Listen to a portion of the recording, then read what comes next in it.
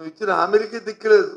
Super 6కే P4 అని పెట్టి ఉద్యోగస్తులు వచ్చి టీచర్లను వచ్చి అడాప్ట్ చేసుకోమంటారు, సెక్రటరీ ఎంప్లాయీస్ని అడాప్ట్ చేసుకోమంటారు, ఉద్యోగస్తులు అడాప్ట్ చేసుకోమంటారు.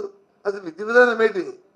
ఒక కుటుంబాన్ని బంగారు కుటుంబంగా తయారు చేద్దామనే ఒక కాన్సెప్ట్ ఇచ్చినప్పుడు మినిమం నీడ్స్ వాళ్ళకి ఏమి ఇవ్వాలి, మ్యాక్సిమం ఏమి ఇవ్వాలి, ఆ కుటుంబం దానికి ఆర్థిక పరిస్థితిని బట్టి మినిమం ఎంత సపోర్ట్ చేయాలి, ఆర్థికంగా కానీ కైండ్ కానీ క్యాష్ కానీ చేయాలి, మ్యాక్సిమం ఎంత చేయాలి అనేది ఒక కాన్సెప్ట్ ఇది ఉండాలి, ఒక డ్రాఫ్ట్ ఉండాలి కదా, అది చెప్పాలి కదా.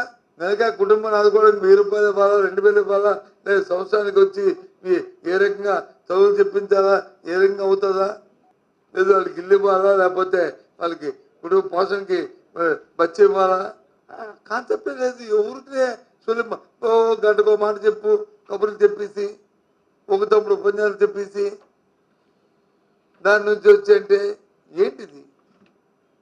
రోజుకో స్టేట్మెంటు.